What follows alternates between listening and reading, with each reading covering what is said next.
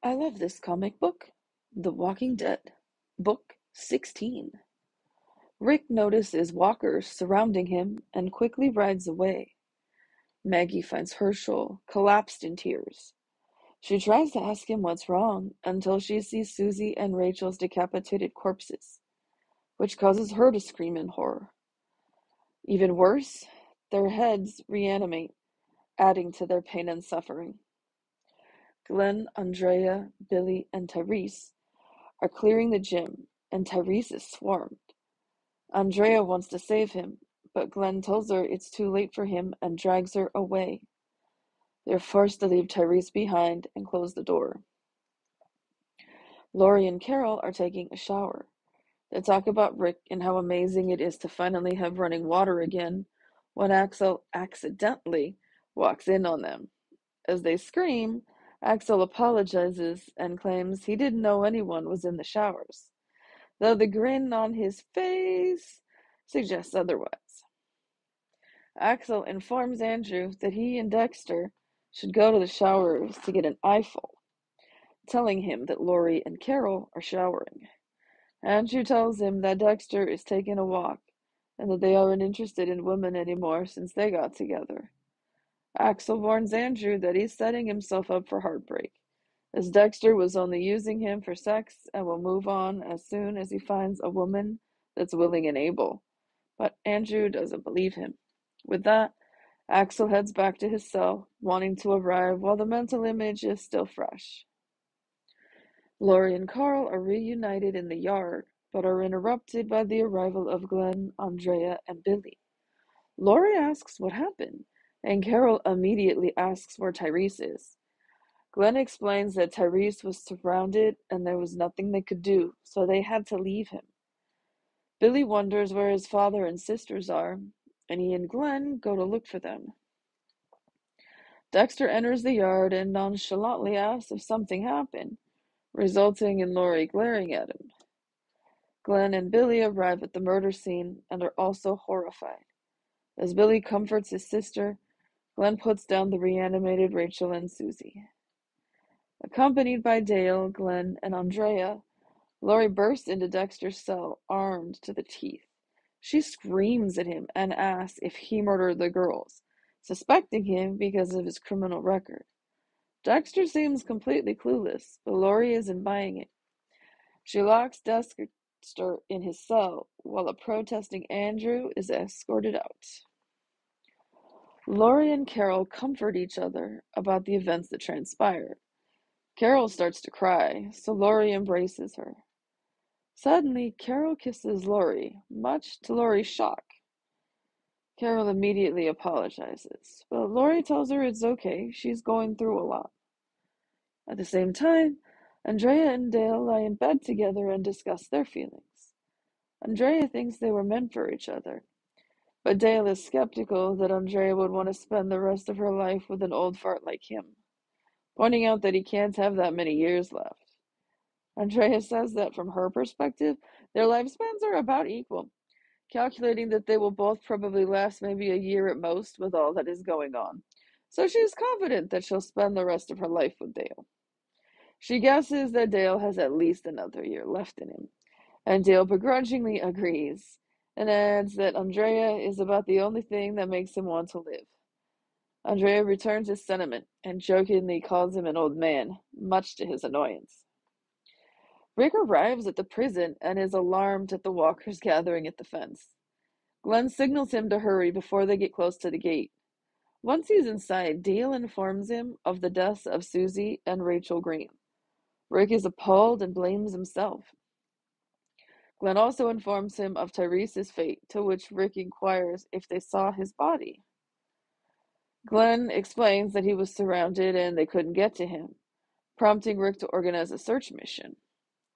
They burst into the gym, guns ready, and are shocked to find Tyreese alive and well, having killed all the walkers in the room. Rick goes back to the cells to see Lori and Carol, with Ty following shortly behind him. Carol, overjoyed, runs to embrace Tyreese. Lori asks Rick where he's been, but Rick says he'll tell her later, as there are more important matters to attend to. He goes to see Dexter and asks if he killed the girls. Dexter is adamant about his innocence, claiming he'd had his fill of killing after he murdered his wife and her boyfriend. He also suggests Rick looks into his own group for suspects, pointing out that he and the rest of the prisoners spent months locked in together and didn't kill each other. Rick warns Dexter that if he finds out Dexter is indeed the culprit, he'll beat him to death himself. Dexter is angered by his statement, daring Rick to come to the other side of the bars, but backs down once Rick actually opens the door. Alan is explaining to Ben and Billy that they will all die one day and that they shouldn't be scared. Rick offers his condolences to a virtually catatonic Herschel. Rick then visits Tyreese. He asked him how he survived, but Tyreese doesn't really remember, as the whole experience felt like a dream to him. Rick asks him if he's okay emotionally, and Tyreese seems to have come to terms with his daughter's death. He claims that everyone at the prison is already dead, but takes comfort in the fact that Julie doesn't have to deal with what they're dealing with and is at peace. Andrea is washing clothes when she's greeted by Thomas. She asks if he wants to help, but he declines. Confused, Andrea asks why he's there, and he informs her it's so he can cut off her head, and he pulls out a large knife.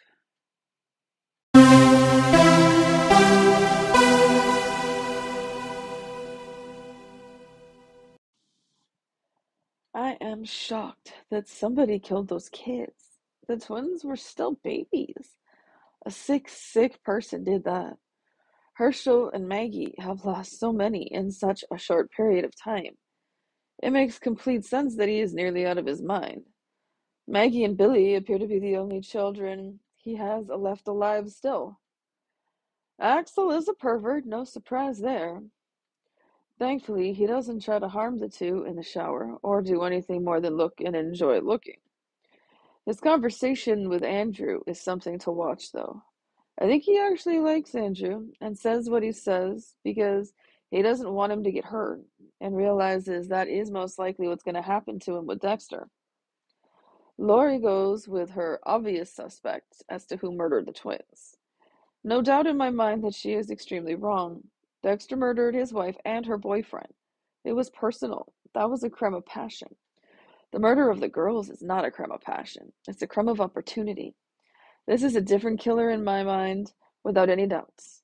It's a horrific crime. It packs a punch right to the gut.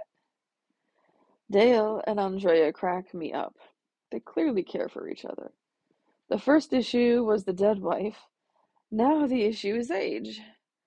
Dale clearly thinks he's the problem in this relationship and keeps giving Andrea exit pass. She keeps turning them down. She even points out that in the current situation with the zombies, that no one has a long life expectancy anymore. They will both be lucky to be alive for another year. She's very right. They could die any time by zombie bite, natural causes, or another person killing them. They should follow the old adage she finds so annoying and live each day as if it's their last. In their circumstance, nothing is guaranteed. The other huge shocker in this book, Tyreese survived the zombies in the gym? He managed to kill them all by himself and not get bitten. For me, it's a bit shocking. There were, I'd guess, at least 40 zombies? Not sure how he didn't get bitten or how he killed them all. His answer to Rick was so vague that he doesn't seem to understand how he did it either. But Carol is over the moon thrilled that he is still alive, as minutes ago she thought he was dead and she was heartbroken. I did find it strange that in her moment of sadness she tried to kiss Lori, of all people. Yes, Lori was comforting her, but if you just lost someone you cared about or loved, kissing someone else doesn't seem like the normal grief response. That scene just felt very forced and off to me. Grief doesn't change sexuality. Carol has not shown any interest in women so far in the book. Tyreese is the only one we have seen her with. We know she was married to a man before, and they are not together anymore because he committed suicide. I do like that Alan is finally having a chat with his boys about death, and that it is a part of life, and everyone will experience it. An honest conversation with them after everything they have seen and experienced at such a young age is a good idea. Without guidance, they can't correctly understand or process what has happened to them and around them. The ending of this book left me speechless, and that didn't happen often. Andrea is in the laundry room trying to improve everyone's lives with some clean clothes. Thomas walks in, and they have a small chat. His response to her question of why he came down there, "So I could cut off your head," is shocking. Is he the one who killed the twins? Does he kill Andrea? Next book better have an answer to this shocking cliffhanger. Thanks for tuning in to the I Love This Comic Book podcast. If you would like to make a donation in support of this podcast, you can through Cash App to Pasta26MC. That's pasta like the food, the number 2, the number 6, M as in monkey, C as in cat. If you would like to sponsor this podcast or advertise on it, please send an email to podcast@pastasworld.com. As always, you can go to pastasworld.com for more information.